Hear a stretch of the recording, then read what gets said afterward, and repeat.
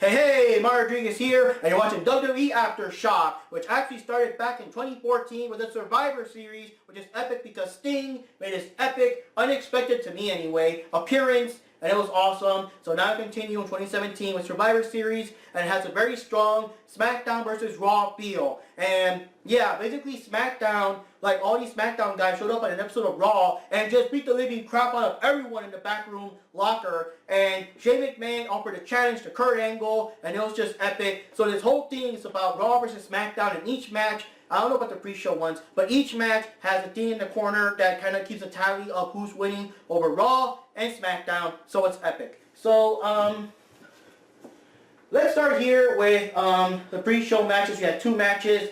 First one was Matt Hardy versus Elias. Elias was the, crazy guitar guy that I don't get the deal with him. I think he's from NXT. You guys can correct me if I'm wrong. I just really don't care. And Matt Hardy, I know he's epic, I know he's awesome, I know he has a huge fan base, especially with the broken gimmick. I never watched him back then, so I'm not really that fan. But the thing is that in this match, Elias defeated Matt Hardy.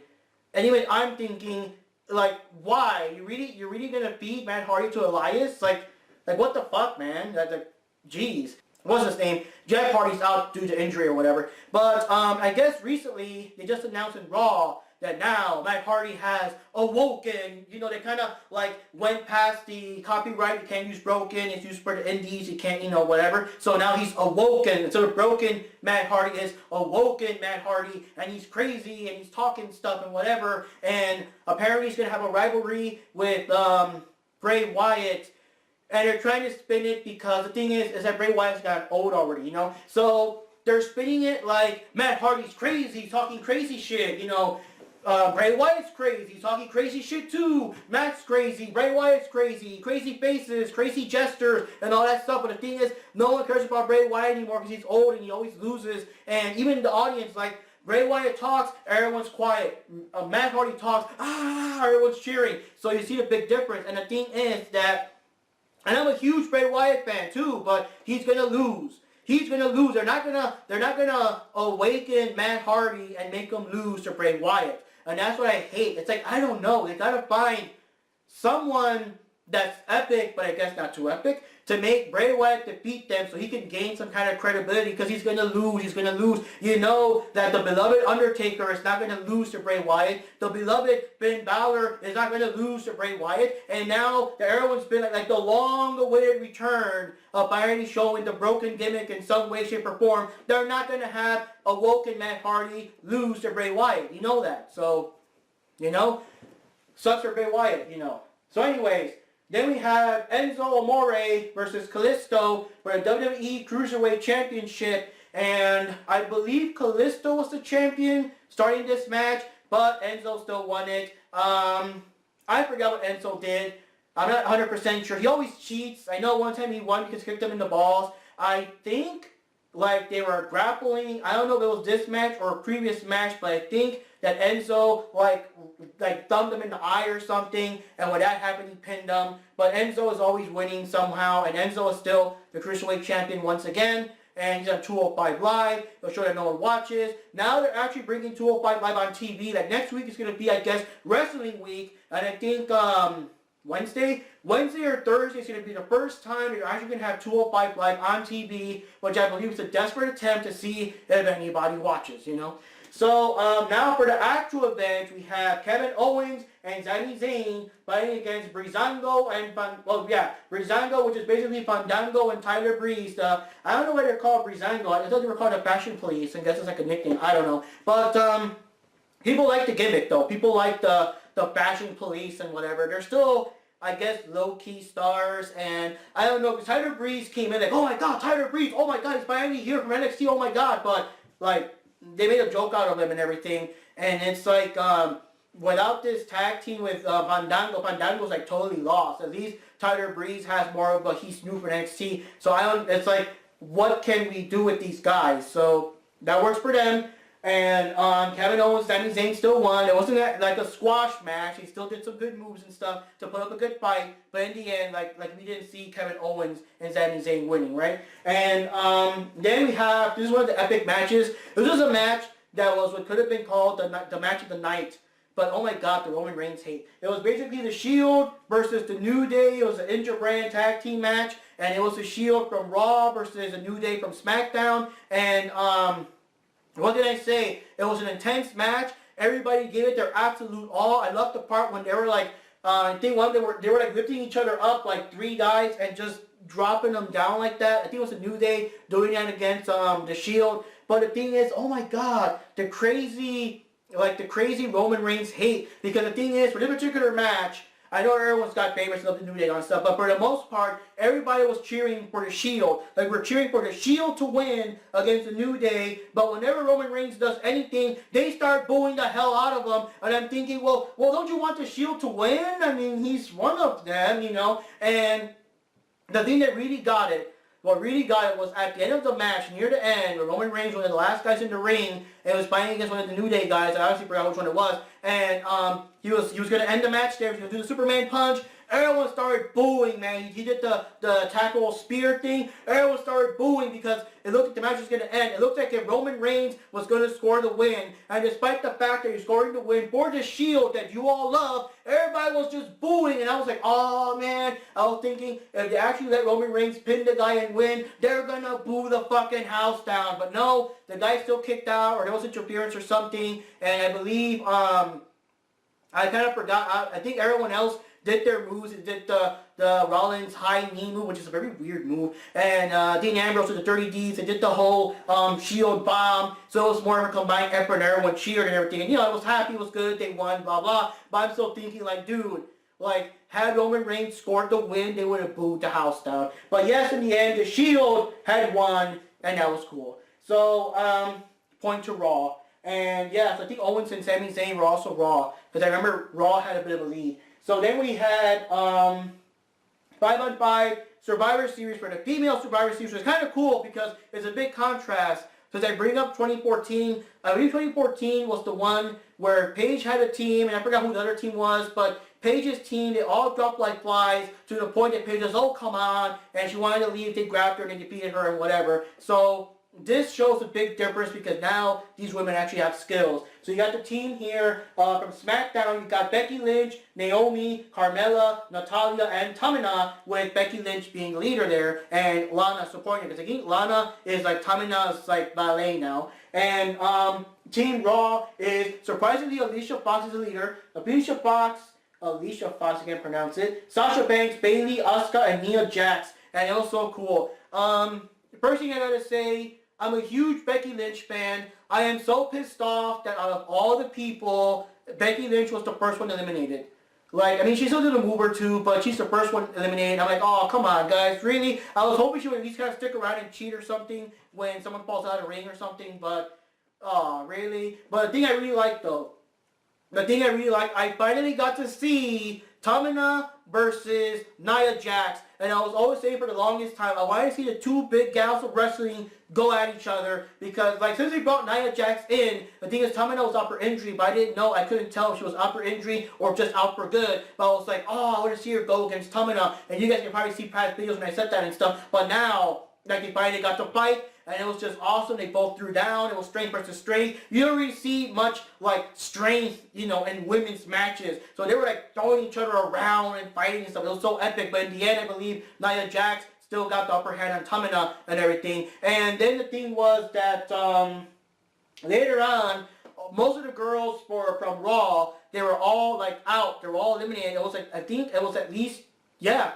It was like 3 women, I forgot exactly which ones because it's been a while, but 3 women were left on SmackDown and they were going to go against Asuka, and it's like, oh shit, you know. But Asuka, she still proved, like they say, that nobody is ready for Asuka, and she kicked the crap out of all 3 of them, and she, like, single-handedly won and survived the Raw match, and it was like, damn, it was just, I mean, I love that one. That was epic between Asuka kicking ass against odds, and having Tamina finally fight against Nia Jax. It was, the whole thing was epic. The only thing is that I really wish anyone else except Becky was, like, I don't know, maybe Bayley or something. I don't know. Maybe Bayley could have been eliminated first, but not Becky Lynch. Come on, you know. That's my only gripe.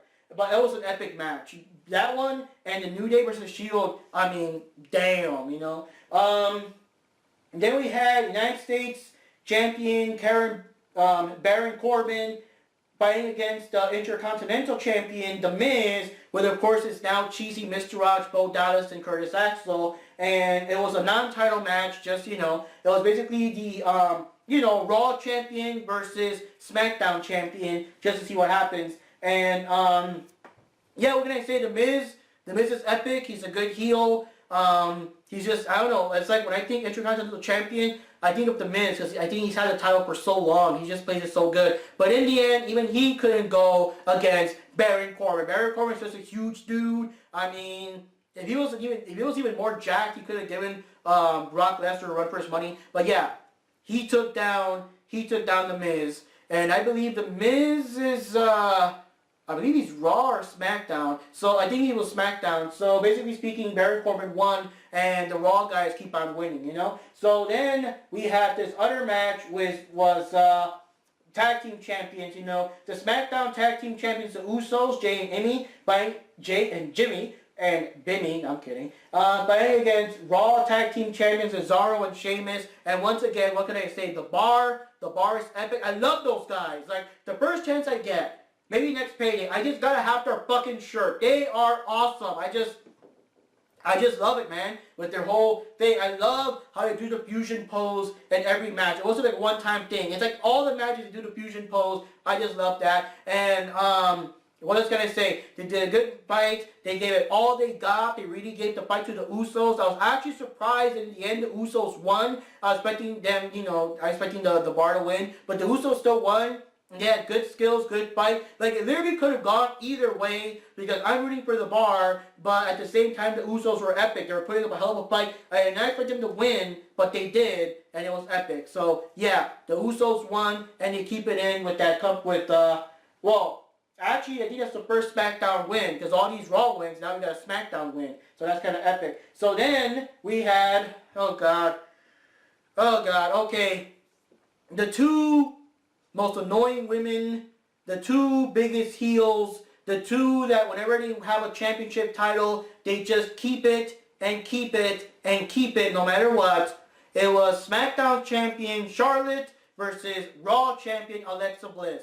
And actually I'm kind of glad that Charlotte defeated Natalya sometime before this match started because it's just not the same. Natalya versus Alexa Bliss, like you could just tell that Alexa Bliss was going to win. Because Natalya, I mean, I know she's been around for a while, but she's just not like the top, like the real top heel. She's not as unstoppable as Charlotte is. So having Charlotte versus Alexa Bliss really did feel like either one of them could have won. They're both people that as heel characters, not personally, but as heel characters, I can't stand either of them. And I always get so pissed when they win, defeating whoever else I wanted to win. So, like, having the two people I hate the most, even though Alexa Bliss is hot, I'm not going to say that. I'm not going to say she's not, but I still hate her as a character. But, wow. It was a good match. As usual, Alexa Bliss does a lot of taunting and her usual screaming and stuff. The referee tells her something, she's like, shut up! Like she always does that in every match.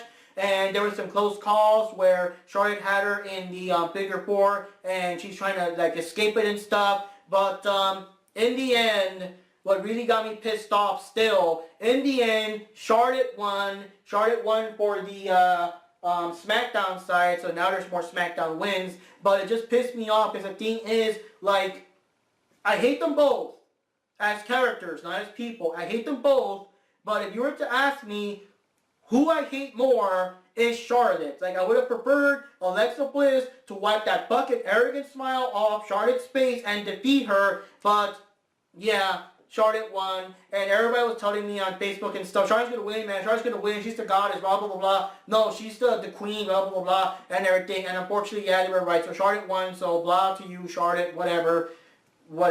Anyways, then we had Universal Champion Brock Lesnar fighting against WWE Champion AJ Styles. This is a very interesting match to me because before AJ Styles defeated Jinder Mahal, it was originally going to be Jinder Mahal versus Brock Lesnar. Now, in my opinion, just my opinion, everyone hates me for that, but in my opinion, I wanted to see Jinder Mahal against Brock Lesnar because, like him or hate him, most of you hate him. Jinder Mahal, physically, he's a big dude. He's a big motherfucking dude, okay? That's a dude that I want to see how Brock Lesnar can pick his ass up and do the F5 and stuff like that. That's a dude that's heavier. That's a dude that, at least physically speaking, looks like someone that would give a challenge to Brock Lesnar. At least physically. I know he was a jobber in the past. I know he was just pushed to make the Indian market and all that stuff. But, like, physically, he looks like someone that can still give Brock Lesnar a challenge, okay? Other people, like, you know, Finn Balor and all them, Lesnar can pick him up like a fucking rag doll and throw him around, you know? There's just a size difference alone. So, when everybody was excited about AJ Styles, I'm like, why? So he can be fed to Lesnar, so he can be picked up and thrown around like a fucking rag doll. I was not expecting that match to just last about, I don't know, maybe 10 minutes or so. Just take AJ to Suplex City, F5 2 or 3 times, and whatever, you know, next, that kind of thing. But no, I was surprised. Yes, at first, AJ went to Suplex City, but he managed to get some hits in. He got some hits. He got some air moves. He did the phenomenal forearm and whatever. He did lots of good moves. He actually put the fight to Lesnar.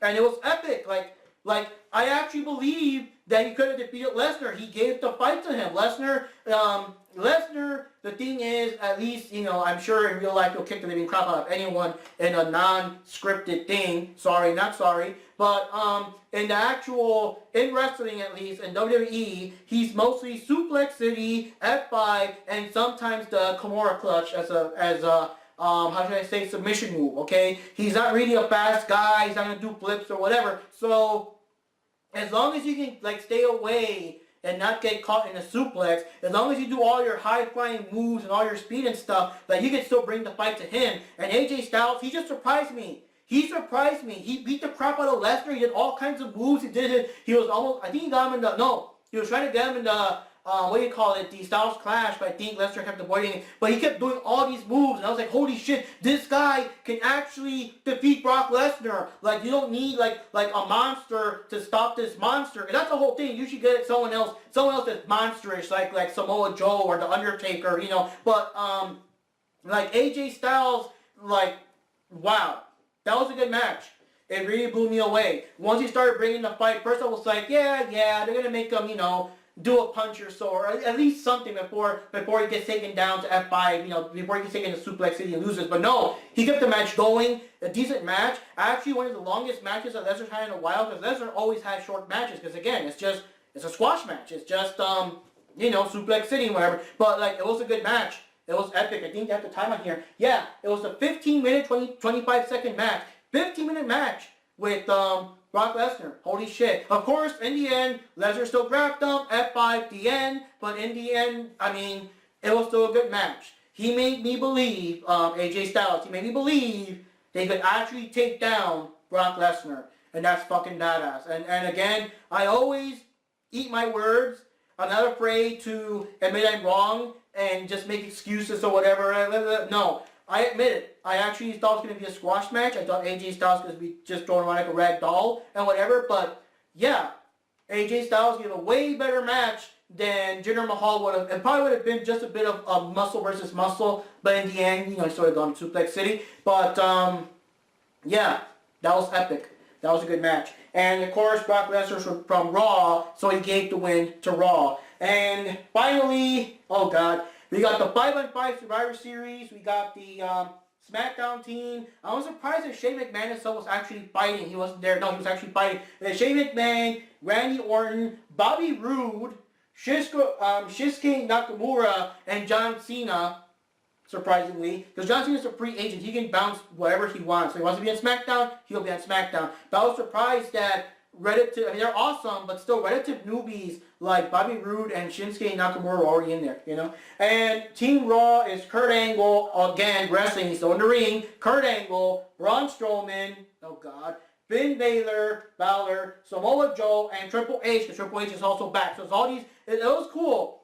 I know people complain that, oh, why is Triple H wrestling, blah, blah, blah. But I liked it because it was a good mix of new and old. You got, Triple H, you got John Cena, you got Kurt Angle, like the old guys. You got guys that are brand spanking new, like Bobby Roode and Nakamura. I mean, it was epic, So anyways, what can I say? Interesting match. Yeah, lots of good moments, lots of interesting moments. I do like, because basically speaking, Triple H runs NXT, and he's the one that helped make Nakamura and Bobby Roode, like, at least in WWE, I don't know much about Bobby Roode. I believe Nakamura was already established in Japan before he ever hit the ring here with us in the WWE/NXT. But at least when it comes here to the WWE, the reason that these guys are in the WWE are because of Triple H. So it was kind of like I don't know, it was like a weird, I guess, mentor-teacher moment or employee-boss moment, and Triple H is just there,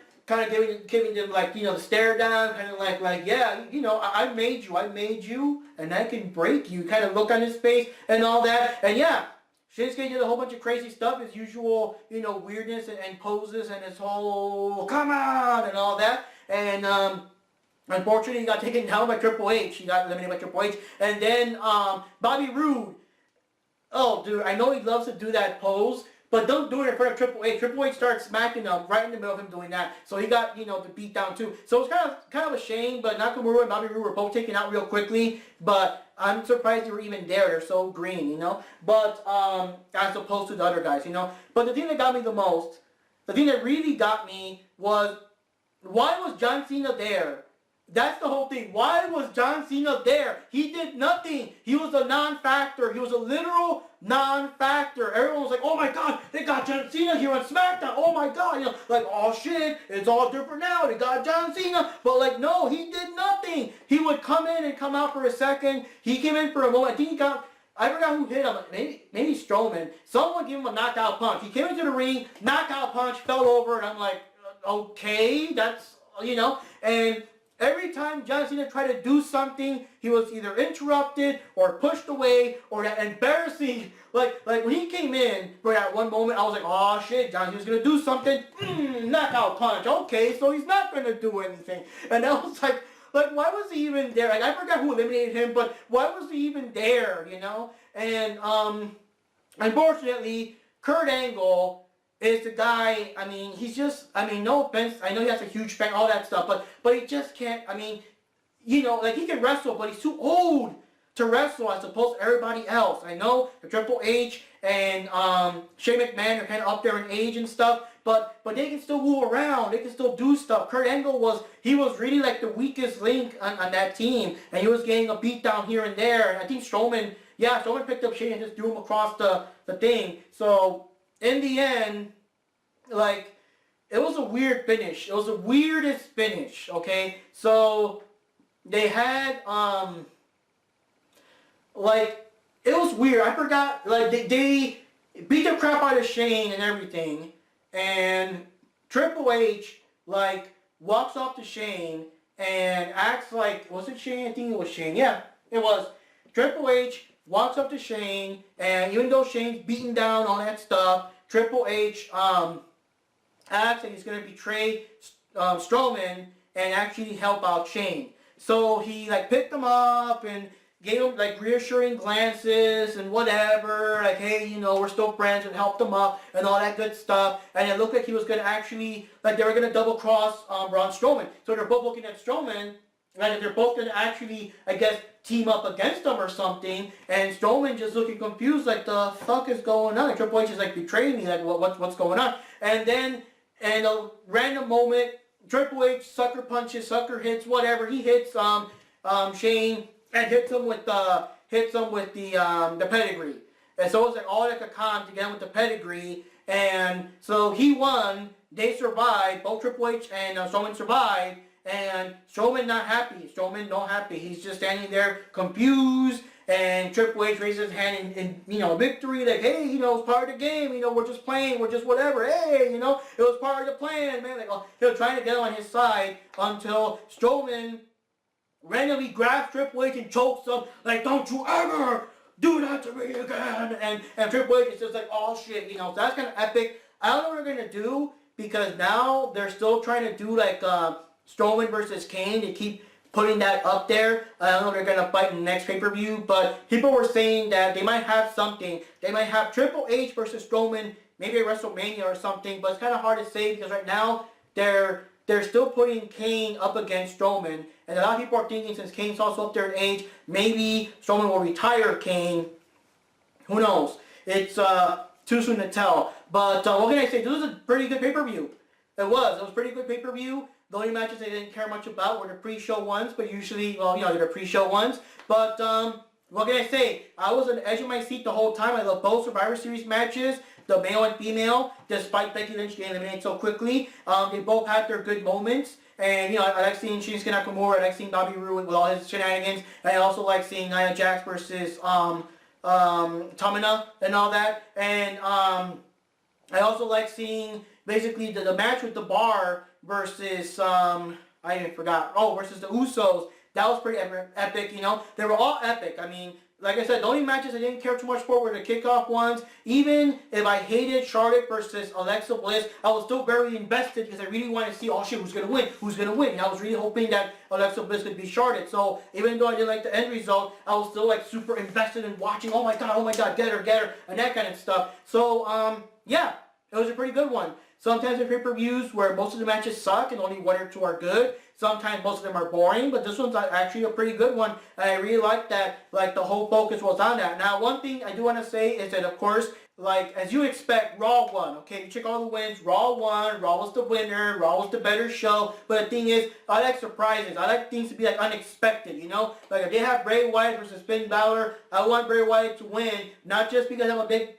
Bray Wyatt fan, but also because it's unexpected. No one expects Bray Wyatt to defeat the also awesome and favorite Finn Balor. No one is expecting Bray Wyatt to defeat Awoken Matt Hardy, I'm sorry. Like, if he defeats Matt Hardy, I know people are going to be pissed and stuff, but that would be so awesome for Bray Wyatt. But that's the thing I'm saying. So for this thing, like, I really wanted them to have the balls, to make SmackDown the winner. Admit for once, because come on, SmackDown's always the B show. It always is. No matter what they do, it's always the B show. I want for once for them to say that SmackDown is the A show, that SmackDown actually beat Raw. Because honestly speaking, anyone, without even watching the pay-per-view, weeks before it would actually start, everyone and their mother were already expecting Raw to win. So if they actually flipped the script there and had SmackDown actually defeat Raw,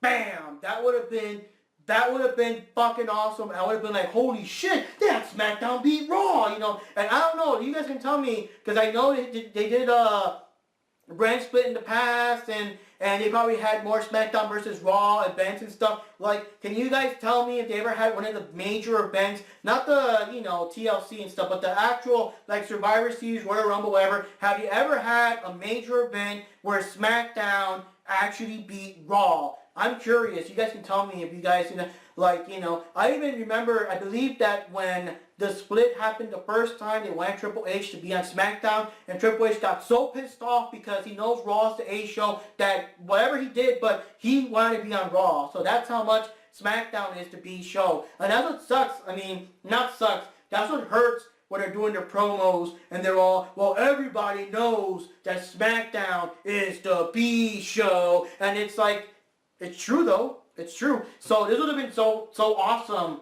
if SmackDown won. Who knows?